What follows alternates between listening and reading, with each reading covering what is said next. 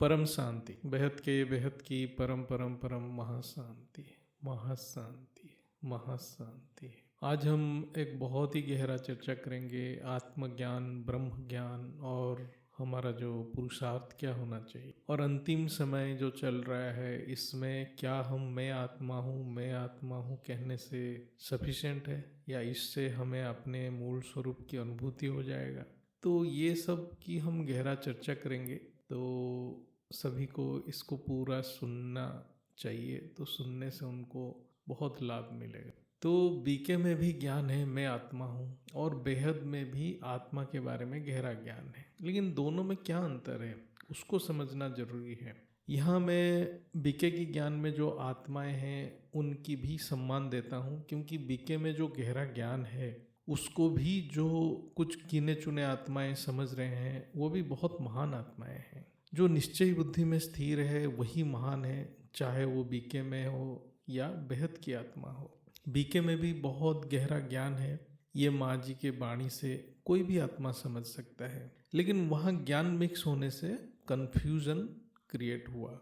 नहीं तो बीके की ज्ञान की गहराई में कोई भी आत्मा जाएगा वो बेहद की ज्ञान में जरूर आएगा और साकार बेहद की बाप की पहचान करेगा। इसलिए कोई भी साधारण आत्मा बीके की असली ज्ञानी आत्मा को समझ नहीं सकता। बीके में भी दो प्रकार आत्मा है, उनमें भी ज्ञानी है और कुछ भक्त टाइप आत्माएं हैं, लेकिन जो सच्चा ज्ञानी है वो सामने नहीं आते हैं, मैंने अनुभव किया। लेकिन वो आत्माएं मन बुद्धि संस्कार में बहुत ज्ञान प्राप्त किए, लेकिन संपूर्ण ज्ञान नहीं होने से आत्मा अंतिम लक्ष्य तक पहुंच नहीं पाता है, अंतिम लक्ष्य को प्राप्त नहीं कर पाता है। इसलिए बेहद की बाप की साकार रूप की पहचान अत्यंत जरूरत है, क्योंकि पावर चाहिए, आत्मा में पावर चाहिए, केवल ज्ञान से नहीं होगा। एक वीडियो में चर्चा की है कि क्यों हम ब्रह्मा बाबा या शिव बाबा को बेहद की बाप नहीं कहेंगे और क्यों ब्रह्मा बाबा बेहद की बाप की साकार रूप नहीं है। यहाँ ये भी याद रखना जरूरी है कि किसी के शरीर में प्रवेश करने को दिव्य जन्म नहीं कहा जा सकता है, शास्त्र के हिसाब से और ऐसे भी आध्यात्मिक मान्यता के हिसाब से भी। जब कोई आत्मा किसी के शरीर में प्रवेश कर रहा है यानी उसमें उस आत्मा में अभी भी परम चेतन ज्ञान इमर्ज नहीं हुआ है। परम ज्ञान अति गुह्य है और उससे प्रैक्टिकली कर्म व्यवहार में लाना और भी कठिन है। इसलिए बापूजी बोलते हैं मुझे कोई 4-5 आत्मा ही जान सकते हैं। मैं अपनी बात करूं तो जब भी कोई विपरीत परिस्थिति आता है मुझे भी एडजस्ट होने में समय लगता है। इसका मतलब मेरे अंदर भी ज्ञान संपूर्ण एब्जॉर्ब नहीं हुआ है। ये परिस्थिति मुझे कभी कभी हिला भी देता है, लेकिन मैं ज्ञान पे टिका रहता हूँ। मुझे उस समय ज्ञान की पॉइंट्स को याद करना पड़ता है, बापूजी की याद करना पड़ता है, फिर अंतकरण शांत होता है। यानी मुझे और भी अभ्यास करना पड़ेगा निश्चय बुद्धि होने के लिए। इसलिए माँ जी बार बार कहते हैं हम बच्चे उचित पुरुषार्थ से अभी भी दूर हैं। हर एक परिस्थिति से हम अपने आप को निरीक्षण कर सकते हैं हम पुरुषार्थ में कहाँ तक पहुँचे हैं, लेकिन हम सबको संकल्प करना है कि हमें सभी बापूजी के ज्ञान पे टिके रहेंगे और पुरुषार्थ से सब कुछ प्राप्त करेंगे, यानी ज्ञान योग सेवा से ही प्राप्त करेंगे। ये निश्चय संकल्प होना चाहिए। मैं कितना भी ज्ञान की बात करूं या कितना भी ज्ञान की समझ हो, लेकिन मैं भी परिस्थिति में हिल जाता हूँ, शारीरिक कष्ट से भी परेशान रहता हूँ। यानी हम सभी कुछ ना कुछ परसेंटेज में देहवान में रहते हैं ये स्थूल जगत में, लेकिन मैं ज्ञान की सहारा से ये सब परिस्थिति से उभरने की प्रयास करता हूँ, पुरुषार्थ करता रहता हूँ। इसलिए अपने आप की निरीक्षण खुद को करना है, दादाजी और माँ जी के शब्द के ऊपर विश्वास रखना है, यही बहुत बड़ा पुरुषार्थ है। ज्ञान मार्ग भक्ति मार्ग से बहुत अलग है। संस्कार परिवर्तन की बहुत सारे टिप्स अव्यक्त वाणी में है जो कि मुझे भी बहुत मदद करता है, और माँ जी के वाणी अत्यंत गुह्य है और बहुत ही हाई लेवल है। वो तो केवल कुछ ही आत्माओं के लिए ही है। इस सृष्टि में माँ जी ही बेहद की अनुभवी मूर्त है और कोई नहीं है। हमें माँ जी के वाणी को एक्यूरेटली फॉलो करना है और उनके जैसा अनुभवी मूर्त बनने की प्रयत्न करते रहना है। वेद की महावाक्य है अयम आत्मा ब्रह्म, ये बहुत ऊंची बात है। आत्मा ही ब्रह्म है, ये समझना बहुत जरूरी है। तभी आत्मा ब्रह्म स्थिति को प्राप्त करने के लिए आत्मा पुरुषार्थ करेगा। बीके में बोला गया है मैं आत्मा हूँ, जबकि वेदों में है और भी ऊंची बातें हैं, यानी अयम आत्मा ब्रह्म, अर्थात मैं आत्मा कहने से भी और ऊपर है, मैं आत्मा ब्रह्म हूँ। अयम आत्मा ब्रह्म, आत्मा ही ब्रह्म है, ये समझने के लिए ज्ञान की गहराई में जाना पड़ेगा। ये आत्मज्ञान है, ये ब्रह्म ज्ञान है। मैं आत्मा हूँ ब्रह्म ज्ञान नहीं है, आत्मज्ञान भी नहीं है। ब्रह्म की अनेक गुण हैं, वो परम प्रकाशमय ऊर्जा का स्रोत है, वो आनंद स्वरूप है, वो सृष्टि के निमित्त कारण है, ये सभी ब्रह्म के गुण हैं। इसलिए मैं आत्मा हूँ कहने से ज़्यादा पावरफुल है मैं आत्मा ब्रह्म स्वरूप हूँ। ये बहुत ज़्यादा अच्छा वाइब्रेशन उत्पन्न करता है। इसलिए बापूजी कहते हैं कि ये संकल्प करना जरूरी है, मैं बेहद के बेहद की परम परम परम महान आत्मा हूँ। ये संकल्प अहम आत्मा ब्रह्म से भी और पावरफुल है। इसलिए बीके में जो बेसिक ज्ञान है उससे आगे बढ़ना है, अहंकार में फंसना नहीं है। जब हम ये संकल्प में ठहरते हैं ज्ञान के दृष्टि से, तो आत्मा की शक्ति इमर्ज होना आरंभ हो जाता है। यानी हम जब बेहद के बेहद की परम परम परम महान आत्मा हूँ इस संकल्प पे दृढ़ निश्चय हो जाते हैं, तो आत्मा का जो मूल शक्ति इमर्ज होने लगता है। और ये भी बेहद की आत्माएं कर सकते हैं जो बापूजी से साकार मिलन किए हैं। मैं आत्मा हूँ आज इतना कॉमन है कि भूत प्रेत भी जान गए हैं मैं आत्मा हूँ। मैं आत्मा ब्रह्म स्वरूप हूँ, मैं बेहद के बेहद की परम परम परम महान आत्मा हूँ। ये सब ज्ञानी की संकल्प होना चाहिए। हर एक कर्म को ब्रह्म स्वरूप बन के करना है, ना कि एक केवल आत्मा बन के करना है। एक साधारण आत्मा को शास्त्र में केवल जीवात्मा कहते हैं, यानी आत्मा शब्द में कोई ऊर्जा ही नहीं है। एक कुत्ता भी आत्मा है, एक चोर, खूनी, कामी, क्रोधी, भ्रष्टाचारी, ये सभी आत्मा है, लेकिन वो ब्रह्म स्वरूप नहीं है। इसलिए मैं आत्मा हूँ कहना बंद करना है। इसको बदले में ये संकल्प करना है, मैं बेहद के बेहद की परम परम परम महान आत्मा हूँ। पहला तो ये अनुभव करना है, बेसिक है कि मैं आत्मा ब्रह्म स्वरूप हूँ, फिर मैं बेहद के बेहद की परम परम परम महान आत्मा हूँ। इसलिए वेद शास्त्र की ज्ञान बहुत मूल्यवान है। बेहद की आत्मा ये संकल्प तभी कर पाएंगे जब उनको समझ आएगा कि ये ब्रह्म क्या है और एक जीवात्मा क्यों और कैसे ब्रह्म से अलग है, वो समझना जरूरी है। तभी ब्रह्म ज्ञान को सही मायने में आत्मा समझ पाएगा। मैं आत्मा एक पॉइंट ऑफ लाइट हूँ। आजकल एलईडी बल्ब में से भी पॉइंट ऑफ लाइट निकल रहा है, क्या वो आत्मा है? मेरे अंदर लाइट को देख के क्या भाव आएगा? क्या संस्कार परिवर्तन होगा? कुछ नहीं, ये सब जड़ है। वो लाइट एक इलेक्ट्रोमैग्नेटिक वेव है। कोई ब्रह्मा बाबा को याद कर रहा है, इसका मतलब ब्रह्मा बाबा के चरित्र में जो गुण ज्ञान होगा वो गुण उस आत्मा में आएगा जो ब्रह्मा बाबा को याद कर रहा है। यानी ऐसे आत्माएं सभी मृत्यु के बाद परकाय प्रवेश करेंगे।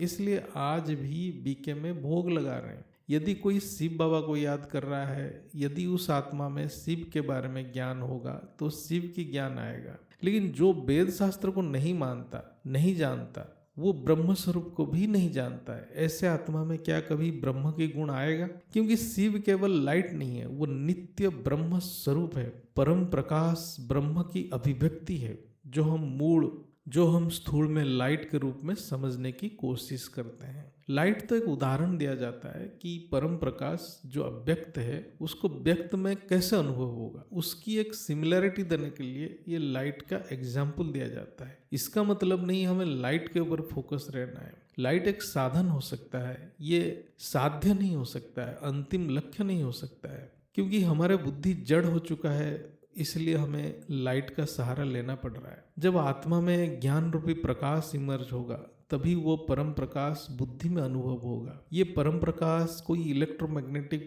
वेव नहीं है जो स्थूल या सूक्ष्म इंद्रिय से अनुभव किया जा सकता है। इसलिए आत्मस्वरूप की अर्थ है ब्रह्म स्वरूप। ये वेद की ज्ञान है। जो भी हम स्थूल में अनुभव करते हैं वो इंद्रिय द्वारा ज्ञान है। जब हम सूक्ष्म में अनुभव करते हैं वो अतीन्द्रिय ज्ञान है। जब हम ब्रह्म को अनुभव करेंगे वो इंद्रियातीत ज्ञान है। वो इस मन से या अहंकार बुद्धि से अनुभव नहीं होगा। इसलिए स्थूल शरीर में ब्रह्म स्थिति को कोई दृश्य नहीं होता है, वो एक केवल अव्यक्त प्रकाशमय ऊर्जा की अनुभव है। वो वर्णन नहीं होता है इन इंद्रियों से। दादाजी जो ज्ञान दिए हैं वो यही अव्यक्त इंद्रियातीत ज्ञान है। बापूजी जो बताते हैं वो सूक्ष्म ज्ञान नहीं है, वो अव्यक्त ज्ञान है, बेहद की अव्यक्त ज्ञान है। अव्यक्त जगत और सूक्ष्म जगत में बहुत अंतर है, इसको समझना बहुत जरूरी है एक आत्मा के लिए, क्योंकि सूक्ष्म जगत भी एक माया का स्वरूप है। आज YouTube में जितने गुरु या भगवान बन के बैठे हैं सभी सूक्ष्म जगत की ज्ञान दे रहे हैं। बीके में ज्ञान की मिक्स है, कारण वहाँ भी सूक्ष्म जगत की ज्ञान दे रहे हैं। सूक्ष्म जगत भी व्यक्त जगत है, यानी कार्य जगत है, जिसको हम स्थूल इंद्रियों से अनुभव नहीं कर सकते हैं, लेकिन सूक्ष्म इंद्रिय से अनुभव करते हैं। परम तत्व भी कार्य जगत है, इससे परे अव्यक्त जगत है जो इंद्रियातीत है। जैसे कोई सूक्ष्म जगत की बहुत बातें बता रहा है तो इसमें जान लेना है कि वो आत्मा भी माया में फंसा पड़ा है। अव्यक्त जगत की ज्ञान केवल दादाजी ही दे सकते हैं। पुरुषार्थी अव्यक्त जगत की ज्ञान को केवल बुद्धि से समझ सकता है, इसलिए अनेक आत्मा ज्ञान से भटक जाते हैं। ये सारे चीज वेद शास्त्र में चर्चा हुआ है, क्यों आत्माएं भटक जाते हैं। जीवात्मा स्व परिवर्तन करता है तो ब्रह्म स्वरूप बनता है। जब तक स्व परिवर्तन नहीं होता है तब तक वो एक साधारण जीवात्मा बन के रहता है, यानी सुख और दुख में विचलित होता रहता है। जो ब्रह्म स्वरूप की पुरुषार्थ नहीं कर रहा है वो सभी जीव ही हैं। जब आत्मा ब्रह्म की गुण धारण करता है तो ब्रह्म स्वरूप है, और जब आत्मा जीव के गुण धारण करता है तो जीवात्मा है। इसलिए आत्मा कहने से जीवात्मा और परमात्मा दोनों को समझाता है। ये वेद शास्त्र की वाक्य है। लेकिन गुण क्या है, वो आत्मा में गुण क्या है, वो आत्मा में स्वभाव क्या है, वो आत्मा में संस्कार क्या है, उस हिसाब से आत्मा को हम परमात्मा कह सकते हैं। कोई ब्रह्म स्वरूप आत्मा क्या कभी कहेगा ये 5000 साल की वर्ल्ड ड्रामा है? क्या कोई ब्रह्म स्वरूप आत्मा ये कभी कहेगा मैं 84 जन्म में बार बार अनंत समय तक आते रहूंगा ये धरती के ऊपर? क्या कोई ब्रह्म स्वरूप आत्मा कहेगा ये वेद शास्त्र झूठ है? तो सभी को जानना चाहिए, ऐसे बात कहने वाला मानने वाला आत्मा साधारण जीवात्मा है। इसलिए जो आत्मा ऐसे जीवात्माओं के बातों में आ रहे हैं वो भी साधारण जीवात्माएं हैं। अभी हम चर्चा करेंगे सनातन वेद शास्त्रों के हिसाब से कि अयम आत्मा ब्रह्म क्या है। जीवात्मा पंच कोश से बना हुआ है। वो है अन्नमय कोश, प्राणमय कोश, मनोमय कोश, विज्ञानमय कोश। सबसे अंतिम है आनंदमय कोश। कोश यानी सेल, यानी आवरण, यानी शरीर, यानी जिसकी शरीर है वो जीव है। इच्छा नहीं है तो शरीर नहीं है, इच्छा है तो जीव है। ये 4 आवरण है। आनंदमय कोश के ऊपर ये 4 आवरण है, आनंदमय कोश के ऊपर ये 4 शरीर है। ये समझना जरूरी है, जो आनंदमय है वो खुद ब्रह्म स्वरूप है। हम सभी को वो आनंदमय कोश को इमर्ज करना है ज्ञान से। वो केवल पॉइंट ऑफ लाइट नहीं है, वो आनंद स्वरूप है, वही फरिश्ता रूप है, वही कार्य जगत से संपूर्ण निर्लिप्त है। जब आत्मा कार्य जगत से संस्पर्श में आता है उसका आनंद गुल हो जाता है। जैसे कि बिना इलेक्ट्रिक करंट बल्ब की फ्यूज उड़ जाता है, यानी जीवात्मा की फ्यूज उड़ चुका है। हम सभी का यहाँ बहुत बुरा हाल है। अन्नमय कोश यानी हमारा स्थूल शरीर, प्राणमय कोश यानी हमारा वायु और अग्नि तत्वों की शरीर, मनोमय शरीर यानी हमारा आकाश तत्व यानी कारण शरीर, विज्ञानमय शरीर यानी महतत्व की शरीर, आनंदमय कोश यानी खुद आत्मा ब्रह्म स्वरूप में स्थित है, अनुभूति है। हम सभी जब ये चारों शरीर से ऊपर चले जाते हैं तभी हम ब्रह्म स्वरूप स्थिति को प्राप्त होते हैं। उससे पहले हम केवल बुद्धि से यानी महतत्व से ब्रह्म की ज्ञान रूपी प्रकाश को अनुभव करते हैं। प्राणमय और मनोमय शरीर ये दोनों सूक्ष्म शरीर कहलाता है। सारे सूक्ष्म दृश्य ये दोनों शरीर से ही बनता है। ज्ञान केवल महतत्व में ही होता है, जिसको हम विज्ञानमय कोश कहते हैं। जिसका विज्ञानमय कोश इमर्ज होगा वो ज्ञान को बहुत गहराई में समझेगा और केवल ज्ञान को इमर्ज करेगा।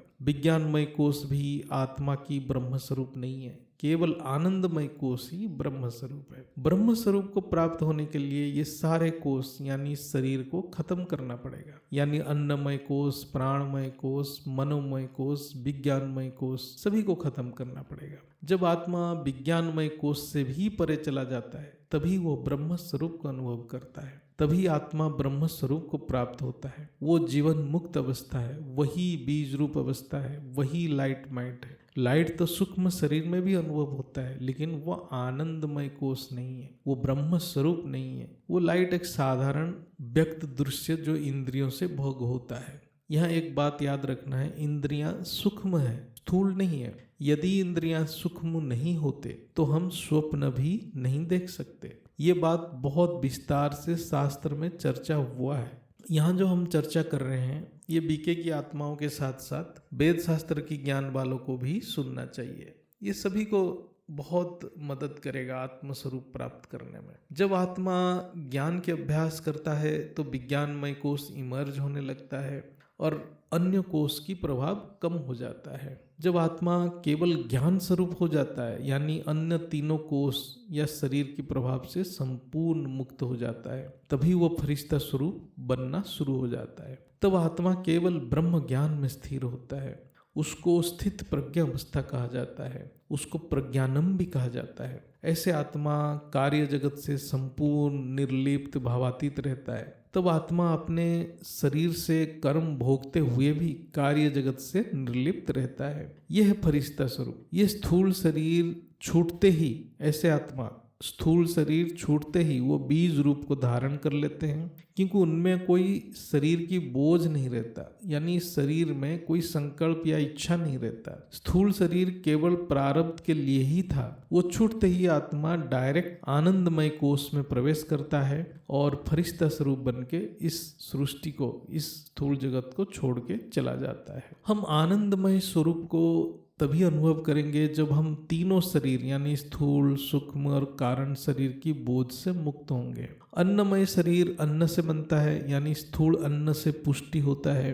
अन्नमय शरीर संपूर्ण स्थूल ही है। प्राणमय शरीर केवल वायु और अग्नि तत्व से बना है, यानी ये स्थूल शरीर के अंदर जो भी सूक्ष्म क्रियाएं हैं वो सब कर रहा है, जैसे खाना हजम करना, पंच प्राण को गति देना, रक्त की प्रवाह होना, श्वास की प्रवाह होना, यानी स्थूल शरीर के अंदर जो भी गति कर रहा है वह सब प्राणमय शरीर ही है।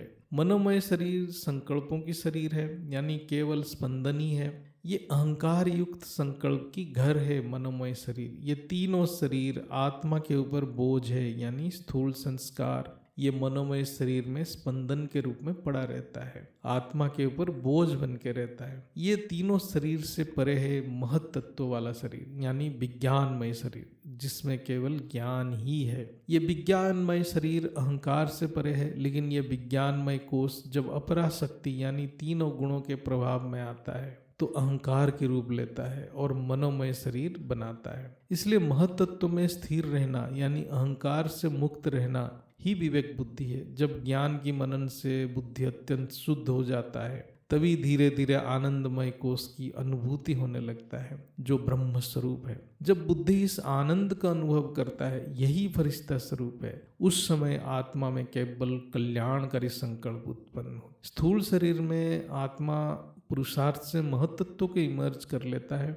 और बुद्धि को अत्यंत शुद्ध कर सकता है, जिससे वो आत्मस्वरूप यानी आत्मा की अव्यक्त प्रकाश की प्रतिबिंब को बुद्धि से अनुभव कर सकता है। ये भी वेद में बहुत गहराई से समझाया गया है, लेकिन वेद शास्त्र पढ़ने वाले भी इसको समझ नहीं पाते हैं। तो बापूजी के कृपा से हम यहाँ चर्चा कर रहे हैं। इसलिए ज्ञान में बापूजी कहते हैं, तू देह और देह की सारे संबंध भूल, मुझ परमात्मा को याद कर, मैं तेरे सर्व पापों को नष्ट करके अपने परम धाम ले जाऊंगा। परम धाम यानी आनंदमय धाम।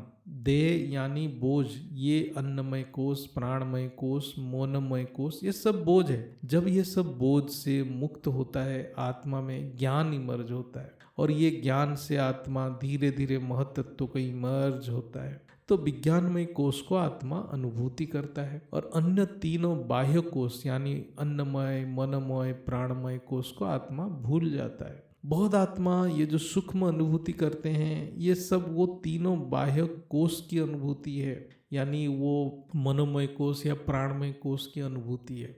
विज्ञानमय कोष यानी महत्त्व व्यक्त और अव्यक्त जगत की संधि है। अभी जो संधि समय यानी संगम युग चल रहा है, इसमें बेहद की आत्मा महत्त्व को इमर्ज करते हैं और दोनों व्यक्त और अव्यक्त जगत को बुद्धि से बोध करते हैं। आत्मा का मिलन परमपिता से केवल आनंदमय कोश में ही हो सकता है, यानी केवल ब्रह्म स्वरूप में हो सकता है, अन्य किसी भी शरीर में नहीं हो सकता है। विज्ञानमय कोश में भी परमपिता से मिलन नहीं होता है, केवल ज्ञान इमर्ज होता है। अंतिम समय में जिसका ज्ञान जितना इमर्ज हुआ होगा और महतत्व इमर्ज हुआ होगा, वो उतना पावरफुल फरिश्ता स्वरूप को धारण करेगा। ये चर्चा से हम अपने आप को निरीक्षण कर सकते हैं, हमारी स्थिति क्या है और हमें कैसे पुरुषार्थ को तीव्र करना है। जैसे मैं आत्मा हूँ कहने से हमें थोड़ा सा अनुभूति होता है, लेकिन आत्मा की गहराई में जाना पड़ेगा, ब्रह्म तत्व की गहराई में जाना पड़ेगा। इसलिए वेद शास्त्र को बार बार मनन करना पड़ता है, बापूजी के ज्ञान को मनन करना पड़ता है, अति गहराई में जाना पड़ेगा। जितना गहराई में जाएंगे उतना सूक्ष्म तत्व इमर्ज करेगा। पहले हमें ज्ञान से एक्यूरेटली समझना पड़ेगा आत्म स्वरूप क्या है, फिर अपने आप को हम अंतिम समय के लिए तैयार कर सकते हैं। अन्यथा हम माया में रह के सोच रहे होंगे कि हमारा आत्मस्वरूप हो गया है, तो अंतिम समय में बहुत कठिनाइयां महसूस करना पड़ सकता है। आत्मस्वरूप के लिए 2 फैक्टर है, एक तो खुद की पुरुषार्थ यानी ज्ञान के अभ्यास, दूसरा बाप की पावर। ये दोनों एक साथ ब्रह्म स्वरूप की अनुभूति करा सकते हैं। सबसे महत्वपूर्ण है परम पिता की पावर, जिसको योग सूत्र में ईश्वर प्रणिधान कहा गया है, जिसके बिना कोई समाधि नहीं हो सकता है या कोई ज्ञान की अनुभूति भी नहीं हो सकता है। इसलिए धैर्य के साथ परमात्मा प्रेम अत्यंत आवश्यक है। प्रेम यानी निश्चय बुद्धि, वो भी धैर्य के साथ, क्योंकि ये अति सूक्ष्म है। ये हम बोलेंगे कि अभी हो जाए, हमें ये शक्ति मिल जाए, ऐसा नहीं होता है। यदि कोई बार बार कहे मैं आत्मा हूँ या मैं एक पॉइंट ऑफ लाइट हूँ, वो क्या आनंदमय कोष तक पहुंच जाएगा बिना ज्ञान के? पहले तो आनंदमय कोष की ज्ञान होना जरूरी है, जिसको दादाजी के ज्ञान में ब्रह्म ज्ञान कहा जाता है। और आनंदमय कोष के लिए पहले तो संस्कार परिवर्तन अत्यंत जरूरी है। यहाँ संस्कार परिवर्तन यानी स्थूल संस्कार नहीं है, ये अति सूक्ष्म संस्कार है, जिसको हम कार्य जगत की संस्कार कहेंगे, जो तीनों गुणों से प्रभावित होता है। यहाँ जब आत्मा ज्ञान के अभ्यास से निराकारी संस्कार को धारण करता है, तभी परमपिता की पावर से आनंदमय कोष को अनुभव करता है। कोई भी आत्मा अपने खुद की सामर्थ्य से आनंदमय ब्रह्म स्वरूप को अनुभव नहीं कर सकता है, जितना मेरा अनुभूति है। बापूजी के याद के बिना ज्ञान भी मेरा इमर्ज नहीं होता है। जो आत्मा बेहद की ज्ञान में आ रहे हैं, उनकी स्थिति क्या होना चाहिए, उसकी थोड़ा व्याख्या करेंगे। उससे आत्मा अपनी गृहस्थ में कैसे रहेगा वो निर्णय ले सकेगा। जीवन की 4 अवस्था है, ब्रह्मचर्य, गृहस्थ, वानप्रस्थ और संन्यास। ये अवस्था मन बुद्धि की है। बेहद की आत्मा गृहस्थ में रह के उस अवस्था को, ये अवस्था मन बुद्धि की है। बेहद की आत्मा गृहस्थ में रह के कोई भी अवस्था को मन बुद्धि से प्राप्त कर लेते हैं। ब्रह्मचर्य यानी ज्ञान की खोज, गृहस्थ यानी समाज और परिवार के प्रति दायित्व, तीसरा है वानप्रस्थ यानी केवल संसार के कल्याण के लिए त्याग और तपस्या, संन्यास यानी ब्रह्म स्वरूप और मोक्ष की प्राप्ति। ये अवस्था, ये जो 4 अवस्था हर आत्मा के जीवन में आता है, यदि वो आत्मा परमात्मा की प्राप्ति में पुरुषार्थ कर रहा है। ये अव्यक्त वाणी के शब्द है।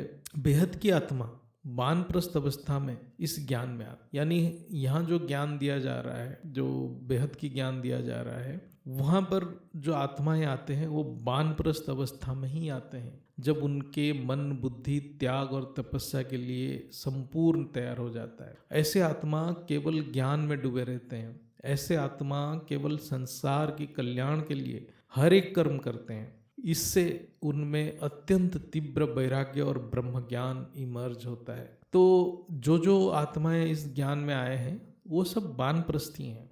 अभी नहीं समझना कि हम गृहस्थी हैं या ब्रह्मचर्य कर रहे हैं, नहीं, वानप्रस्थी हैं। तो ये अव्यक्त वाणी की शब्द है, मेरा शब्द नहीं है। बहुत ही साधारण शब्द में ब्रह्म ज्ञान के अर्थ है ब्रह्म से मिलने की इच्छा से जो ज्ञान इमर्ज होता है वही ब्रह्म ज्ञान है। जिसको तीव्र इच्छा है कि मैं निराकार स्वरूप में साक्षात करूं, ब्रह्म की साक्षात करूं, तब वो ज्ञान इमर्ज जो होता है वही ब्रह्म ज्ञान है। अंत में आत्मा संन्यास यानी मोक्ष को प्राप्त होता है। बेहद की आत्मा गृहस्थ में रहते हुए प्राथमिक अवस्था में वानप्रस्थ जैसा रहते हैं और अंत में संन्यास जैसा जीवन बिताते हैं। बेहद की आत्मा साधारण गृहस्थ जैसा नहीं होते हैं, वो गृहस्थ में वानप्रस्थ जीवन व्यतीत करते हैं। जो आत्मा बेहद की ज्ञान में आते हैं वह धर्म अर्थ काम से ऊपर हो जाते हैं, वो केवल मोक्ष के लिए ही जीवन जीते हैं। बेहद की आत्माओं के लिए धर्म की मतलब है केवल परमपिता के सानिध्य में रहना, वही उनका धर्म है। अर्थ की मतलब है आत्मा की अर्थ की मूल्य, अर्थ की मतलब है आत्मा की मूल्य का आकलन करना, समझना। काम की अर्थ है संसार की कल्याण की कामना करना, विश्व की कल्याण की कामना करना, विश्व की कल्याण के संकल्प करना, वही एक काम है उनका। ये तीनों से, ये कार्य जगत से बेहद की आत्मा मुक्त हो जाते हैं, यानी वो स्वाधीन स्वतंत्र हो जाते हैं और अपने रचयिता से मिलन मनाते हैं। आत्मा परम आनंदमय कोष में प्रवेश कर जाता है, वही परम धाम है। बहुत आत्मा लाइट मेडिटेशन करते हैं, बाप का रूप धारण करते हैं, अपने आप को आत्मज्ञानी कहते हैं और आत्म स्वरूप की अनुभूति करते हैं। उनको रियल में जानना चाहिए कि आत्मज्ञान क्या है, ब्रह्म ज्ञान क्या है, आत्म स्वरूप क्या है, उसकी गहराई में विश्लेषण करना है। उसको सभी बापूजी के ज्ञान, बेहद की ज्ञान, वेद शास्त्रों के ज्ञान से बहुत ही सूक्ष्म विश्लेषण करना चाहिए, तभी वो उचित दिशा में पुरुषार्थ कर सकते हैं। ये चर्चा हम सबके लिए है, हम सभी के लिए है। यदि कहीं हम चूक रहे हैं तो हम अपने आप को सुधारना होगा, ये धैर्य के साथ करना है। यदि कोई कहेगा एक दिन में कर लो, ये होता नहीं है, लेकिन बेहद की परमपिता के ऊपर विश्वास है तो ये आसान हो जाता है। सबसे महत्वपूर्ण है ईश्वर प्रणिधान, यानी परमपिता से बुद्धि से सारे संकल्प को समर्पण कर देना, इसकी अभ्यास करना है। दूसरा और एक प्रश्न है, आत्मा पुरुषार्थ से क्यों थक जाता है? पुरुषार्थ यानी ये बेहद की ड्रामा में आत्मा की अंतिम यात्रा। ये यात्रा में थकना यानी ये महसूस हो रहा है आत्मा में क्रिया हो रहा है, जबकि आत्मा ब्रह्म स्वरूप में अकर्ता है। जब आत्मा को लगता है कि वो थक जाता है, यानी वो जड़ता में फंस रहा है, अर्थात आत्मा अपने को एक साधन मान रहा है। जैसा मन, बुद्धि, ये सब साधन है, यानी ये साधन में क्रियाएं होता है, इसलिए मन थक जाता है, बुद्धि भी थक जाता है, लेकिन आत्मा नहीं थकता। इसको हम 3 रूप में समझते हैं। पहला कारण है, जब आत्मा ये सोचता है मैं पुरुषार्थ कर रहा हूँ, तो आत्मा अहंकार में आता है, यानी जड़ता में फंस जाता है, तो आत्मा को थकावट होता है। मैंपन से ऊपर उठना पड़ेगा, मैंपन से ऊपर उठना पड़ेगा। दूसरा कारण है अलबेलेपन, यानी आत्मा की बुद्धि कार्य जगत यानी सृष्टि में फंसा पड़ा है, यानी आत्मा कार्य जगत से मजा ले रहा है, तब वो ज़्यादा समय ज्ञान की मनन नहीं कर सकता है। जब बुद्धि आत्मा में स्थिर नहीं है तो बुद्धि भटक जाता है, ये अलवेलापन है। अलवेलापन एक हाई एंट्रोपी स्टेट है, यानी आलस्य की स्टेज है जिसमें आत्मा निष्क्रिय पड़ा रहता है और केवल जड़ता को भोग करता रहता है। आत्मा को लो एंट्रोपी स्टेट में रहने के लिए बेहद की बाप से निरंतर प्रेरणा लेना पड़ेगा, इंस्पिरेशन लेना पड़ता है संकल्प के द्वारा। मैं भी बहुत समय ऑफिस में कार्य करते करते हाई एंट्रोपी स्टेट में चला जाता हूँ, यानी बुद्धि आत्मा में स्थिर नहीं होता है, लेकिन हार नहीं मानना है, टिके रहना है, बार बार हमें रिटर्न करना पड़ेगा। तीसरा कारण है आत्मा ज्ञान से बोर हो जाता है। ये बात तभी होता है जब आत्मा ज्ञान की गहराई में नहीं जा सकता है, तब आत्मा स्थूल दुनिया में फंस जाता है। ये तीनों के कारण आत्मा परमपिता से दूर हो जाता है और माया के प्रभाव में आ जाता है। इसलिए ज्ञान पूरा होना चाहिए, संपूर्ण एब्जॉर्ब होना चाहिए। ज्ञान के अभाव में सूक्ष्म जगत की खेल प्रबल हो जाता है। जो आत्मा सूक्ष्म जगत की लाइट से खुश है, वो सब जन्म मूर्ति में फंसे पड़े हैं। इसलिए सामने साकार परमपिता रहते हुए भी उनको कोई पहचान नहीं पा रहे हैं, क्योंकि सभी को जड़त्व में आनंद आ रहा है। सूक्ष्म जगत भी जड़ जगत है, जड़त्व में आनंद लेने को अलवेलापन कहा जाता है। ये सब अनजाने में हो जाता है, ये सब अनजाने में हो जाता है, होने के बहुत देर के बाद पता चलता है। इसलिए बहुत सावधानी से पुरुषार्थ करना है, क्योंकि कार्य जगत में सभी साधारण जीव जैसा ही रहते हैं। ये सृष्टि में, ये धरती में सभी जीव जैसे ही हैं। यही है माया की प्रभाव। स्थूल में माया इतना प्रबल हो जाता है कि आत्मा की हालत खराब हो जाता है, इसलिए बहुत सावधानी बरतनी पड़ती है। तीसरा प्रश्न है स्मृति, वृत्ति, दृष्टि से स्व परिवर्तन, इसका क्या महत्व है? ये तीनों यानी स्मृति, वृत्ति, दृष्टि, ये तीनों चेतन आत्मा की गुण है। स्मृति, वृत्ति, दृष्टि यानी बुद्धि, ये सब आत्मा की गुण है। इसमें से बुद्धि को हम जड़ कहते हैं लेकिन ये बुद्धि के सहारे ही चेतनत्व को ज्ञान से अनुभव किया जाता है। फिर अंत में वो चेतन प्रैक्टिकली कार्य करता है। पहले चेतन शक्ति एक प्रतिबिंब के रूप में बुद्धि में ज्ञान स्वरूप में महसूस होता है, फिर अंत में आत्मा की अनादि स्वरूप को इमर्ज करने में मदद करता है। इसका मतलब बुद्धि जो है यदि जड़ में फंस गया तो जड़ बुद्धि बन जाता है, लेकिन जब चेतन की ओर जाता है तो वो बुद्धि में चेतनत्व आ जाता है। अभी हमें व्यक्त कार्य जगत की स्मृति है, सूक्ष्म जगत भी कार्य जगत है। स्थूल और सूक्ष्म कार्य जगत से परे अपने मूल स्मृति को इमर्ज करते रहना ही ज्ञान योग है। जब हम केवल बीज रूप को अनुभव करेंगे, वही है लाइट माइंड अव्यक्त जगत, वो हमारा मूल स्मृति है। तब तक हमें निश्चय बुद्धि के साथ पुरुषार्थ करते रहना है। वृत्ति यानी संकल्प, ये भी चेतन आत्मा की गुण है। अभी हमारा वृत्ति कार्य जगत की प्रभाव में है, क्योंकि हमारा स्मृति में कार्य जगत है, यानी ये स्थूल और सूक्ष्म जगत की यादें हमारे स्मृति में है। कार्य जगत यानी जो सृष्टि अहंकार से उत्पन्न हुआ है, ये दोनों, स्थूल जगत भी अहंकार से बना है, सूक्ष्म जगत भी अहंकार से बना है। जब तक वृत्ति यानी संकल्प अहंकार के प्रभाव में है तो सृष्टि ऐसे ही स्थूल ही रहेगा, ऐसे सृष्टि चलता रहेगा। दृष्टि यानी बुद्धि, जो स्मृति में है वही बुद्धि में दिखेगा। यदि मन कार्य जगत की स्मृति से जुड़ा है तो कार्य जगत की संस्कार जागृत है, यानी अहंकार युक्त संस्कार इमर्ज है। बुद्धि अहंकार युक्त विकारी संस्कार के प्रभाव में सभी निर्णय लेगा और ऐसे सृष्टि को सामने पाएगा और देखेगा।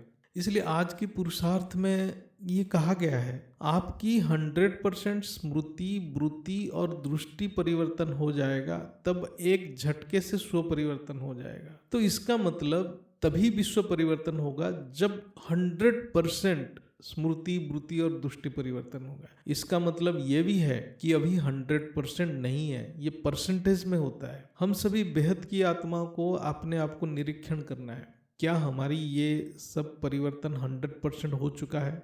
परमपिता समान बनना कोई आसान पुरुषार्थ नहीं है। ज्ञान से बुद्धि परिवर्तन होता है, त्याग तपस्या से वृत्ति परिवर्तन होता है, ये बुद्धि और वृत्ति परिवर्तन से स्मृति परिवर्तन होता है। इसको थोड़ा मनन कीजिए। ज्ञान से बुद्धि परिवर्तन होता है, त्याग तपस्या से वृत्ति परिवर्तन होता है, ये बुद्धि और वृत्ति परिवर्तन से स्मृति परिवर्तन होता है। योग की अर्थ है त्याग तपस्या, देहभान की त्याग करना है और स्वस्थिति में रहने की तपस्या करना है, क्योंकि स्वस्थिति में हम रहने के लिए हमें कठिन परिस्थितियों का सामना करना पड़ता है। ज्ञान योग से स्मृति परिवर्तन होता है। स्वस्थिति में रहने के लिए एक गृहस्थी तो संसार की अनेक तप यानी कष्ट और विपरीत परिस्थिति को सहना पड़ता है, इसलिए स्वस्थिति में टिके रहने को तपस्या कहा जाता है। हर एक आत्मा उचित दिशा में पुरुषार्थ कर रहा है कि नहीं, खुद अपने आप को निरीक्षण करना है।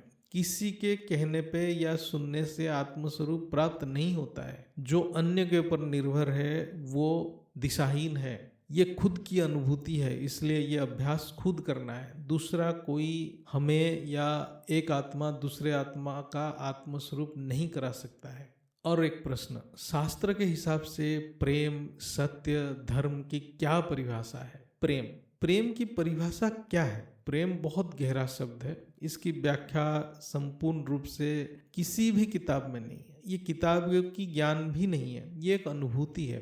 प्रेम चेतन की गुण है, आत्मा की ग्रेविटी फोर्स यानी चुंबकीय शक्ति है। प्रेम की खोज आत्मा हर पल करता है, क्योंकि वो आत्मा खुद प्रेम स्वरूप है। लेकिन आत्मा शरीर में आने से व्यक्त जगत यानी बाह्य स्थूल जगत में प्रेम की खोज कर रहा है, लेकिन आत्मा असल में खुद को सबसे पहले प्रेम करता है, क्योंकि वो खुद प्रेम स्वरूप है। क्योंकि आत्मा के अंदर परमात्मा की शक्ति है, इसलिए आत्मा आनंद स्वरूप है। इसलिए वो अपने अंदर जो आनंद की गुण उससे प्रेम करता है, यानी खुद आत्मा अपने आप को प्रेम करता है। बिना आनंद आत्मा एक पल भी नहीं रह सकता है, चाहे स्थूल जगत। इसलिए ज्ञानी और प्रेमी आत्मा इस स्थूल सृष्टि में मृत्यु समान अनुभव कर। क्यों बेहद की आत्मा को यहाँ कष्ट हो रहा है? क्योंकि वो खुद प्रेम स्वरूप है, वो प्रेम स्वरूप को यहाँ अनुभव नहीं कर सकते हैं, इसलिए वो यहाँ से जाना चाहते हैं। जब स्थूल शरीर में आत्मा रहता है, वो प्रेम पाने के लिए अनेक देह की संबंध में चला जाता है, माता, पिता, पति, पत्नी, संतान इत्यादि। लेकिन असल में वो खुद सुख चाहता है। आत्मा सभी संबंध में सुख चाहता है। यह आनंद की चाहत चेतन की गुण है। ये सुख या आनंद पाने की संकल्प चेतन आत्मा की गुण है।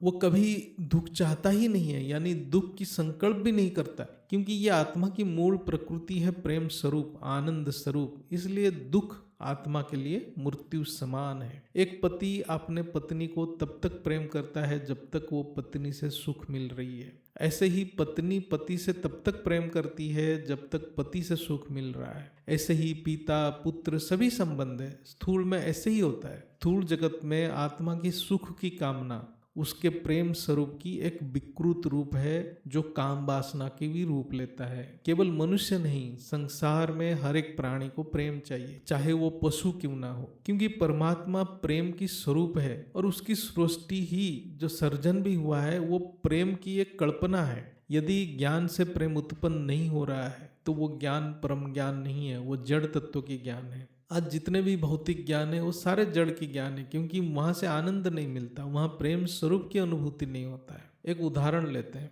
एक माता की सबसे ज्यादा मोह उसके पुत्र के लिए होता है, लेकिन वही पुत्र जब समाज में ऐसे कुकर्म में लिप्त रहता है तो वो माता अपने सर उठा के समाज में चल नहीं पाती है। तब वो पुत्र की मोह से भी विमुख हो जाता है। तब उसका पुत्र उस माता के लिए एक बोझ बन जाता है। प्रेम की विकृत रूप है मोह। मोह ही है जो प्रेम की असली विकृत रूप है। माता के उदाहरण इसलिए लिया गया कि वो सबसे ज्यादा पुत्र मोह में फंसे रहता है। इसलिए मोह के अंदर प्रेम छुपा है, काम वासना के अंदर प्रेम छुपा है। लेकिन आत्मा जब स्थूल शरीर धारण करता है, वो शुद्ध प्रेम जो आत्मा का शुद्ध प्रेम है वो मोह काम वासना के रूप ले लेता है, वो जान नहीं पाता है। इसलिए स्थूल जगत अत्यंत मायावी है। यहाँ कोई किसी को शुद्ध प्रेम नहीं कर सकते हैं, ये ज्ञानी अनुभव कर सकता है। इसलिए यहाँ भावातीत होकर सारे कर्म करना है। एक मनुष्य क्यों सुसाइड कर लेता है? क्योंकि वो हर संबंध से सुख प्राप्ति की आशा खो बैठता है। यानी हर आत्मा को खुद को सुख चाहिए। ये स्थूल शरीर एक इतना मायावी शरीर है कि इसमें सत्य छुप जाता है। हर कोई आत्मा को लगता है कि वो सामने वाला को प्रेम कर रहा है, असल में वो अपने आप को प्रेम कर रहा है। इसको ज्ञान से समझ लेने से किसी के प्रति मोह नहीं रहेगा। क्यों आत्मा अपने आप को सबसे ज्यादा प्रेम करता है? क्योंकि आत्मा में परमात्मा की अंश होने से स्व स्वरूप में आत्मा को अनंत प्रेम की अनुभूति होता है। ज्ञानी की पुरुषार्थ केवल उस परम प्रेम सच्चिदानंद स्वरूप को अनुभूति के लिए ही होता है। जब आत्मा में अपने स्वरूप में परम प्रेम की अनुभूति हो जाता है, वो बाहर किसी देह की संबंधी से प्रेम की खोज नहीं करता है। देह की संबंध ऐसा है, जब तक सुख मिलता है तब तक प्रेम है, जब दुख मिलता तलाक हो जाता है, सारे संबंध टूट जाता है। यही है स्थूल प्रेम की परिभाषा। परम अनंत प्रेम केवल स्व स्वरूप में ही प्राप्त होता है, जिसको परमात्मा स्वरूप कहा जाता है। सत्य क्या है? शास्त्र के हिसाब से जो भी सत्ता में है वो सत्य भासित होता है, यानी लगता है। जैसे अभी स्थूल जगत सत्ता में है, ये स्थूल जगत सत्य लग रहा है। जब मनुष्य शरीर छोड़ देते हैं तब सूक्ष्म जगत सत्ता में आ जाता है, तब सूक्ष्म जगत सत्य लगता है। ये सत्ता कहाँ से आता है? स्मृति से। अर्थात जब मन कोई वस्तु में जुड़ जाता है तब वो वस्तु या दृश्य सत्ता में आ जाता है। अभी हम अव्यक्त स्मृति से जुड़ नहीं पाने से अव्यक्त सत्ता हमारे लिए अव्यक्त सत्ता में नहीं है। इसलिए अव्यक्त जगत अभी हमें सत्य नहीं लग रहा है। इसलिए सत्य अपेक्षिक है। जो आज सत्य है काल वो असत्य हो जाता है। जब इस ब्रह्मांड की कल्प प्रलय हो जाता है तो स्थूल जगत की विनाश हो जाता है, यानी स्थूल जगत की सत्ता खत्म हो जाता है। तब वो स्थूल जगत असत्य हो जाता है। जो सत्ता में है वही सत्य प्रतीत होता है। जैसे कोई प्राइम मिनिस्टर सत्ता में है तो उसकी पावर पूरा देश में चलता है। जैसे आज ट्रम्प कुछ भी निर्देश दे रहा है, कुछ भी ऑर्डर निकाल रहा है, तो उसको सबको झेलना पड़ रहा है, क्योंकि वो आज अभी इसी वक्त सत्ता में है। इसलिए जो सत्ता में है उसको सामना करना पड़ता है। आज स्थूल जगत हमारे सामने है तो हमें उससे सामना करना पड़ता है। इसलिए जगत को हम मिथ्या नहीं कह सकते। जगत परिवर्तनशील है। जब जगत सत्ता में है तो सामने उपस्थित है, उसको सामना करना पड़ता है। लेकिन जगत की ये सत्ता परिवर्तनशील है। जो परम सत्ता है यानी परम पिता की अनादि स्वरूप वो अपरिवर्तनीय है, वो परम सत्ता है। जब स्व परिवर्तन से विश्व परिवर्तन होगा तब ये स्थूल सृष्टि की सत्ता खत्म होगा, तब ये स्थूल सृष्टि असत्य बन जाएगा। लेकिन अभी ये स्थूल सृष्टि सत्य प्रतीत हो रहा है। इस स्थूल जगत को जो मिथ्या मानेगा उसका बहुत दुर्गति होगा। इसलिए कर्मयोगी बनना है, सब कुछ परमात्मा की याद में सहन करना पड़ेगा जब तक आत्मा कर्मातीत नहीं हो जाता है। कुछ साधक ब्रह्म सत्य जगत मिथ्या के वाक्य को समझ नहीं पाते हैं और संसार को मिथ्या मान के गृहस्थ से संन्यास ले लेते हैं। ऐसे में उनकी स्थूल जीवन भी दुष्कर हो जाता है, खाने के लिए भी तरस जाना पड़ता है। इसलिए आत्मा को ज्ञानी और कर्मयोगी बनना है। जब हमें स्थूल शरीर में कोई चोट लगता है तो दर्द होता है, यानी ये स्थूल सृष्टि सत्ता में है तो ये सत्य है। अभी कोई मृतक शरीर पे चोट लगता है तो उसको दर्द नहीं होगा, क्योंकि मृतक शरीर के लिए स्थूल जगत की सत्ता खत्म हो गया है, यानी वो स्थूल जगत की दायरे से बाहर निकल गया है। शास्त्र में ये कहा गया कि जो असत्य है वो परिवर्तनशील है, यानी ये स्थूल जगत परिवर्तनशील है, अपरिवर्तनीय एक ही है, वो है ब्रह्म चेतन परम प्रकाश, उसको अनुभव करना। इसलिए जो भी सत्ता में है वो सभी सत्य प्रतीत होते हैं, लेकिन ब्रह्म परम सत्य है, वो परम सत्ता है, वो नित्य सत्ता है। बहुत सारे ज्ञानी जगत को मिथ्या समझ के दिशाहीन पुरुषार्थ करते हैं, उल्टा और ज्यादा बंधन में फंस जाते हैं। धर्म क्या है? ध्रुव धातु से धर्म शब्द, इसका अर्थ है जो गुण कोई एक द्रव्य या वस्तु धारण करे वो उस वस्तु की धर्म है, यानी हर एक वस्तु की गुण को ही उस वस्तु की धर्म या स्वभाव कहेंगे। जैसे स्थूल शरीर की धर्म है भूख लगना, ऐसे बहुत सारे अन्य गुण हैं। ऐसे ही आत्मा की गुण है संकल्प करना। इसका मतलब शरीर का एक धर्म है, आत्मा का एक अलग गुण धर्म है। जब आत्मा देहवान में होता है शरीर के गुण को धर्म मान लेता है। इसलिए धर्म की अर्थ वस्तु या द्रव्य के गुण के हिसाब से ही होता है। ये धर्म शब्द आध्यात्म से तभी जुड़ता है यदि हम धर्म को आत्मा और परमात्मा के धर्म से जुड़ते हैं। यदि हम आत्मा की मूल धर्म को इमर्ज करते हैं तो वो आध्यात्म है, अन्यथा धर्म स्थूल जगत की एक साधारण क्रिया माना जाएगा। जैसे कुछ आत्मा नॉनवेज खाने को धर्म मानते हैं, कुछ ऐसे हैं अनेक शादी करने को धर्म मानते हैं, और अन्यों को हत्या करने के लिए भी धर्म मानते हैं। असल में ये सब उनके देवान की संस्कार और गुण हैं। ये भी धर्म है, लेकिन ये देह का धर्म है, ये कार्य जगत का धर्म बन गया है, उनका विकार का धर्म बन गया है। ऐसे धर्म को आध्यात्मिक या परमात्मा से कोई मतलब नहीं है। जो धर्म सृष्टि की शाश्वत गुण को संरक्षित नहीं कर सकता उसको विधर्म कहते हैं। सनातन धर्म के अर्थ है जो धर्म या गुण या स्वभाव आत्मा को धारण करने से ये सृष्टि चिरंतन बिना कोई क्षय चलता रहे, यानी सृष्टि अक्षर बना रहे, उसी को सनातन धर्म कहते हैं। इसलिए सनातन धर्म में प्रकृति को उतना ही मान्यता दिया जाता है जितना चेतन पुरुष की उपासना होता है। जैसे आज सनातन धर्म के विपरीत अनेक धर्म समाज में दिख रहा है, जो अपने भोग प्रवृत्ति और स्वार्थ के लिए हिंसा व्यभिचार को धर्म कहते हैं। वो असल में विधर्म है, यानी जो धर्म से सृष्टि विनाश की ओर गति करता है वही विधर्म है। इसलिए आज सभी को समझ आ रहा होगा कौन कौन सा विधर्मी अभी अपना कार्य कर रहे हैं। धर्म की अर्थ है कोई भी द्रव्य की संस्कार स्वभाव या गुण। वैशेषिक शास्त्र में आत्मा को भी एक द्रव्य माना गया है, इसलिए आत्मा की गुण को आत्मा की धर्म कहा जाता है। इसलिए वैरायटी प्रकार की आत्मा है, हर आत्मा का गुण समान नहीं होता है, और शरीर की गुण को शरीर की धर्म कहा जाता है। अज्ञानता के कारण मनुष्य शरीर के धर्म को आत्मा का धर्म मान लेने से अनेक विकार युक्त कर्म में आत्मा फंस जाता है। इसलिए आत्मा को ज्ञान से आत्मा की धर्म को समझना पड़ेगा और उसी हिसाब से कर्म पड़ेगा और उसी हिसाब से कर्म करना पड़ेगा। वही निष्काम कर्म है।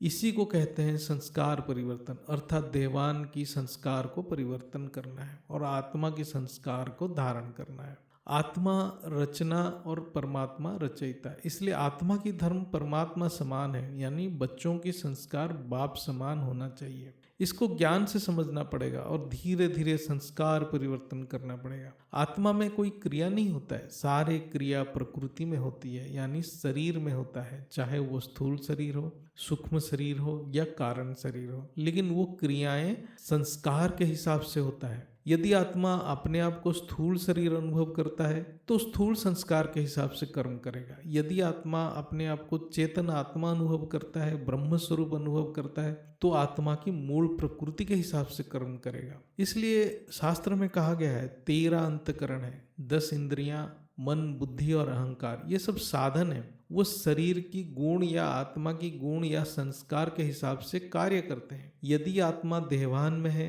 तो वो देहवान वाला संकल्प उत्पन्न करेगा, उसी हिसाब से कर्म करेगा। यदि आत्मा खुद को चेतन आत्मा अनुभव कर रहा है तो कल्याणकारी बाप समान आत्मिक संकल्प उत्पन्न करेगा। ये 13 करण मशीन जैसा कार्य करते हैं। इसलिए ज्ञान में ये कहा जाता है धर्म ही कर्म है, अर्थात स्वभाव संस्कार ही कर्म की दिशा निर्धारण करता है। कोई भी आत्मा जब ज्ञान योग से परमात्मा के सानिध्य में होता है तभी वो आत्मा की मूल संस्कार इमर्ज होता है, तभी उसका कर्म निष्काम कर्म होता है, अन्यथा वो देहवान में फंसा पड़ा रहता है। इसलिए आत्मा को परमात्मा की स्वरूप की ज्ञान होना अनिवार्य है। इसलिए ये तो दिमाग में बिठा लेना है कि कर्म ही धर्म है और धर्म ही कर्म है, अर्थात हमारा कर्म हमारा संस्कार की प्रतिबिंब है। इसलिए बाप की प्रत्यक्षता हमारे कर्म से ही होगा जब हमारा धर्म बाप समान हो जाएगा। स्थूल शरीर में कर्म 3 प्रकार होता है, एक संकल्प से, वाणी से और इंद्रियों से। संकल्प अर्थात संस्कार के प्रभाव में बुद्धि में जो संकल्प विकल्प उत्पन्न हो रहा है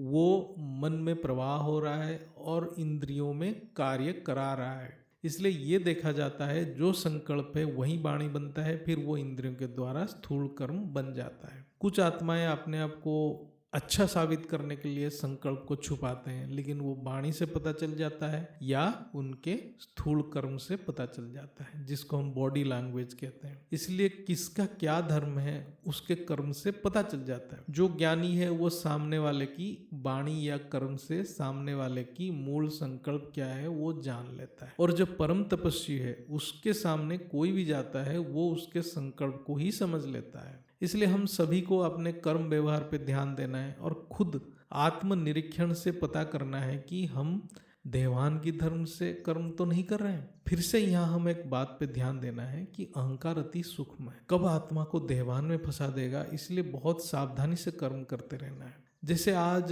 जितने भी धर्म धरती के ऊपर हम देख रहे हैं वो सब जो भी क्रियाएं कर रहे हैं वो सब देहवान वाला धर्म है। बीके में ब्रह्म भोजन करना ये भी देहवान वाला कर्म है, गुरुवार को भोग लगाना देहवान वाला कर्म है। इसलिए हमारे कर्म से ही हमारा धर्म यानी संस्कार पता चलता है। इसलिए आत्मा की क्वालिटी क्या है वो प्रमाण देने की जरूरत नहीं है, उसका कर्म हमारे कर्म से हमारे आत्मा की क्वालिटी पता चल जाता है। जैसे कोई विधर्मी आत्मा है उनका कर्म से पता चल जाता है उनका धर्म क्या है। एक यथार्थ पुरुषार्थी किसी आत्मा के बातों को थोड़ा गहराई से मनन करे तो वो समझ जाता है उस आत्मा की क्या क्वालिटी है और उस आत्मा के साथ कोई संबंध रखना है कि नहीं। यह है बुद्धि की परखने की शक्ति, इससे आत्मा बहुत विकर्म से बच जाता है। इसलिए बुद्धि को अति शुद्ध करते रहना है ज्ञान के अभ्यास से। सभी को सावधानी से पुरुषार्थ करते रहना है, केवल साकार परम पिता के अलावा किसी के प्रभाव में नहीं आना है। नहीं तो जो आत्मा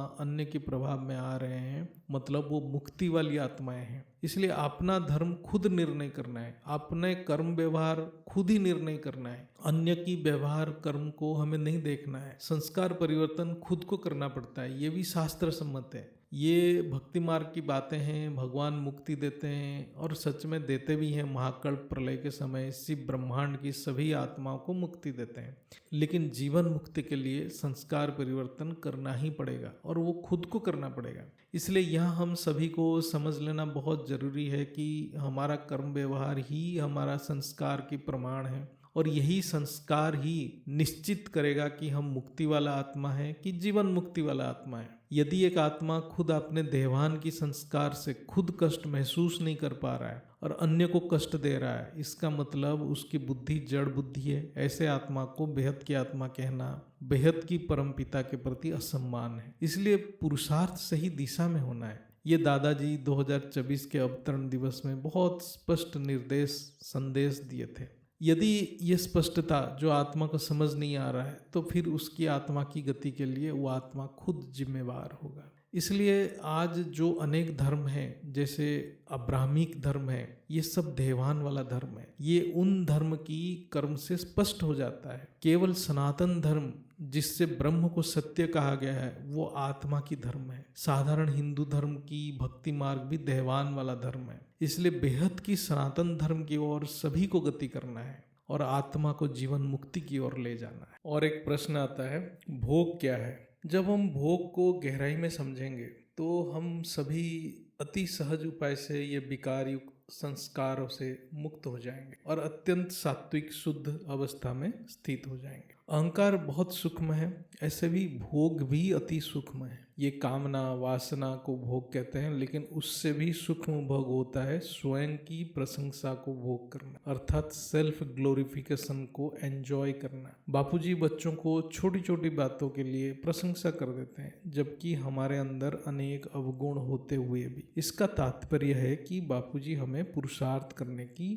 प्रोत्साहन देते हैं। बापूजी के साकार मिलन एक प्रारब्ध है जो हम पहले पुरुषार्थ किए थे उसके कारण प्राप्त हुआ, लेकिन साकार बाप को मिलने के बाद भी पुरुषार्थ करना है। जो आत्माएं बहुत पुराने हैं या जो बहुत साल से बीके पीबीके इत्यादि से ज्ञान में जुड़े हैं, उनको कभी कभी ये लगता होगा कि हमने बहुत पुरुषार्थ कर लिया है और क्या करना है। ये एक बहुत गलत अवधारणा है। ये मेरे साथ भी हुआ। इसके साथ साथ मेरा बहुत कर्म बंधन भी होगा, जिससे मैं पुरुषार्थ में आगे नहीं बढ़ पा रहा था। ऐसे लग रहा था मैं ठहर गया हूँ, ऐसे लग रहा था मुझे और कुछ जानने की बाकी नहीं रहा। लेकिन फिर जब ज्ञान की गहराई में गया तो पता चला मुझे ज्ञान की कुछ समझ ही नहीं है। ऐसे लग रहा था कि मैं खुद भी अहंकार में फंसा पड़ा था। इसलिए हर चर्चा में ये बार बार हम चर्चा करते हैं कि अहंकार अति सूक्ष्म है। मैं अपने अनुभव इसलिए यहाँ चर्चा कर रहा हूँ, जो सच्चे पुरुषार्थी हैं वो मेरे जैसा गलती ना करें, क्योंकि समय बहुत कम है। हमने गलती करके सीखा, लेकिन अन्य आत्मा मेरे गलती से सीख लेना चाहिए। बापूजी के कृपा से सद्बुद्धि के उदय हुआ और भी पुरुषार्थ करने की प्रेरणा मिला। पहले मैं समझता था मैंने बहुत पढ़ लिया हूँ, लेकिन बाद में पता चला कि मुझे ढले भर की भी ज्ञान नहीं है, क्योंकि मेरा कर्म व्यवहार से वो दिख नहीं रहा था। इसलिए मैं अपने ऊपर और अध्ययन किया, बापूजी से दिशा निर्देश के लिए संकल्प किया, फिर मार्गदर्शन मिलते गया और जैसे जैसे दिशा मिलते गया आगे बढ़ते गए। यहाँ इसलिए मैं ये बात चर्चा कर रहा हूँ, इसका कारण है यदि हम अपने स्व को रिफाइन नहीं करेंगे तो हम रुक जाएंगे। ये बेहद की ज्ञान है, कोई साधारण धर्म ग्रंथ की पढ़ाई नहीं है। ये ज्ञान इस ब्रह्मांड की परे की अव्यक्त ज्ञान है। अव्यक्त को शास्त्र नेति नेति कह देता है, किसी भी शास्त्र में नहीं है। वेद शास्त्र में अव्यक्त की ज्ञान नहीं दिया गया है जो दादाजी हमें दे रहे हैं। धरती के सबसे ऊंची ज्ञान वेद शास्त्र में भी नहीं है ये ज्ञान, अर्थात बेहद की ज्ञान जो दादाजी अव्यक्त बेहद की ज्ञान दिए हैं, ये सबसे ऊंची ज्ञान है। जितने धर्म वेद शास्त्र के विपरीत ज्ञान दे रहे हैं सभी जड़ता में फंसे पड़े हैं। रोज अपने आप को रिफाइन करना पड़ेगा, नहीं तो स्व इतना मलिन हो जाएगा, इसमें जो बदबू आएगा वो दुर्गंध कर्म व्यवहार में दिखेगा। और ये जो दुर्गंध है, ये जो गलत कर्म है, ये हमें कोई बताएगा नहीं, लेकिन सब समझ जाएंगे कि हमारे कर्म व्यवहार क्या है। संस्कृत में भूंज धातु से भोग निकला है। भोग यानी उपभोग करना, यानी अनुभव करना। यह अनुभव चेतन की गुण है, कोई जड़ वस्तु की नहीं है, क्योंकि मरा हुआ व्यक्ति की शरीर कुछ भी भोग नहीं करता। इसको ध्यान रखना है। भोग आत्मा के बिना नहीं हो सकता है। मन अपने आप कुछ नहीं कर सकता, बुद्धि अपने आप कुछ नहीं कर सकता, आत्मा चाहिए। ये चेतन की प्रवाह जब आत्मा से होता है तो आत्मा विषय वस्तु की भोग करता है। सांख्य शास्त्र में कहा गया है प्रकृति पुरुष को भोग कराने के लिए कार्य करती है, यानी सभी क्रियाएं प्रकृति करती है, जिसको हम शक्ति कहते हैं, लेकिन भोग पुरुष आत्मा करता है, यानी प्रकृति की हर एक क्रिया पुरुष के लिए ही है। यदि पुरुष में भोग की इच्छा ना रहे तो प्रकृति में कोई क्रिया ही नहीं रहेगा, यानी प्रकृति परम शांति को प्राप्त हो जाएगा। प्रकृति को इसलिए जड़ कहा जाता है। इसका कारण यह नहीं कि वो चेतन नहीं है, इसका एक ही कारण है कि प्रकृति की अपनी कोई इच्छा नहीं है, वो संकल्पहीन है, यानी निसंकल्प है। इसलिए प्रकृति से महान इस सृष्टि में और कुछ है ही नहीं। कोई भी जीवात्मा कितना भी पुरुषार्थ कर ले, वो प्रकृति से ऊपर नहीं जा सकता है। प्रकृति परमात्मा की श्रेष्ठ कृति है। एक उदाहरण लेते हैं, हम कोई मिठाई की स्वाद ले रहे हैं तो स्वाद की कारण मिठाई है या चेतन है, इसकी विश्लेषण करते हैं। मिठाई एक स्थूल जड़ वस्तु है। यही मिठाई अनेक लोग खा रहे हैं, लेकिन सभी के लिए स्वाद अलग अलग है। किसी को अच्छा स्वाद लग रहा है, किसी को नहीं। जिसने इस प्रकार मिठाई बहुत खा लिया होगा उसको कोई इतना स्वाद ही नहीं मिल रहा है। जो पहली बार खा रहा होगा उसको बहुत स्वाद लग रहा है, जो बीमार है उसको थोड़ा भी मजा नहीं आ रहा है। यानी वस्तु एक, अनुभूति अनेक। इसका मतलब स्वाद के कारण मिठाई नहीं है और कुछ है, वो है मनोस्थिति यानी मन की अवस्था। यदि मन की अवस्था अच्छा है तो मिठाई अच्छा लगेगा। यदि कोई टेंशन में है, जैसे उसके घर पे कोई हॉस्पिटल में पड़ा है, तो उसका मन मिठाई की स्वाद प्रति जाएगा ही नहीं। ये मन की कारण क्या है? बुद्धि। बुद्धि की कारण क्या है? अंतकरण में जो संस्कार पड़ा है। ये संस्कार के कारण क्या है? स्मृति। स्मृति चेतन है, क्योंकि स्मृति आत्मा में ही रिकॉर्ड होता है। आत्मा के बिना स्मृति रिकॉर्ड ही नहीं हो सकता है। इसलिए हम कोई वस्तु को भोग नहीं कर रहे हैं, हम केवल चेतन की स्पंदन को अनुभव कर रहे हैं। जब हम कोई भी वस्तु यानी मिठाई की अनुभूति ले रहे हैं, तो वो चेतन यानी एक मध्यमा स्पंदन हमारे इंद्रियों में प्रवाह हो रहा है। और ये मध्यमा स्पंदन यानी इलेक्ट्रोमैग्नेटिक वाइब्रेशन जो ब्रेन में चल रहा है, अंतकरण में ग्रेविटी वाइब्रेशन यानी पश्चंती स्पंदन बनता है, जो हम बुद्धि से भोग कर रहे हैं और आत्मा अनुभव कर रहा है। यदि हम गहराई में देखें तो कोई भी भोग या वासना एक स्पंदन ही है, और हम अज्ञानता के कारण हम समझते हैं वो वस्तु या जड़ पदार्थ हमें अनुभूति हो रहा है, लेकिन वो भोग के कारण स्वयं चेतन हूँ, मैं ही भोग का कारण हूँ। ये ग्रेविटी वाइब्रेशन या इलेक्ट्रोमैग्नेटिक वाइब्रेशन, ये मैं आत्मा खुद सर्जन कर रहा हूँ और खुद आनंद ले रहा हूँ। यानी आत्मा ही खुद आनंद की स्रोत है, वो वस्तु या विषय नहीं है। वो क्षणिक स्पंदन की महसूस को हम भोग कह रहे हैं। चाहे कोई भी अनुभव हो, रूप रस गंध स्पर्श, सभी एक प्रकार की स्थूल मध्यमा स्पंदन है, यानी इलेक्ट्रोमैग्नेटिक वाइब्रेशन है। और ये अंतकरण में पश्चंती में परिवर्तन होता है, तभी हमें कुछ अनुभूति होती है। ये तो स्पष्ट है कि भोग की कारण मैं स्वयं हूँ। हम एक प्रकार क्षणिक स्पंदन से इतना आकर्षित हो जाते हैं, तो सोचो जो हमारा मूल शुद्ध चेतन की अनंत परम शांति स्पंदन जो नित्य हमारे अंदर स्वतः है, वो कितना आकर्षक होगा। जब आत्मा ज्ञान से ये समझ जाता है, वो देहभान के सस्ता अनुभव अर्थात भोग के प्रति आकर्षित नहीं होता है। नित्य शुद्ध बोध के प्रति आकर्षित होना ही आत्मा की चुंबकीय शक्ति है। हमारे मूल स्पंदन को अनुभूति करना ही पुरुषार्थ है। हम एक साधारण स्थूल स्पंदन को अनुभव करने के लिए कितना प्रयत्न करते हैं, वो भी अनित्य स्पंदन, लेकिन वो दिव्य नित्य स्पंदन के अनुभव करने के लिए कोई प्रयत्न ही नहीं करते हैं। ये सृष्टि एक स्पंदन की खेल है। भोग कोई वस्तु से नहीं होता है। असल में हम जिस स्थूल विषय वस्तु को भोग कर रहे हैं, वो आत्मा की विकृत स्पंदन है। जब हम आत्मा की परम नित्य शुद्ध स्पंदन का अनुभव करेंगे, तो हम जीवन मुक्ति की अनुभव करेंगे। यही पुरुषार्थ है। आज की चर्चा यहीं खत्म करते हैं। परम शांति, बेहद के बेहद की परम परम परम महाशांति, महाशांति, महाशांति। बापूजी, माँ जी को नमन, वंदन, चरण स्पर्श।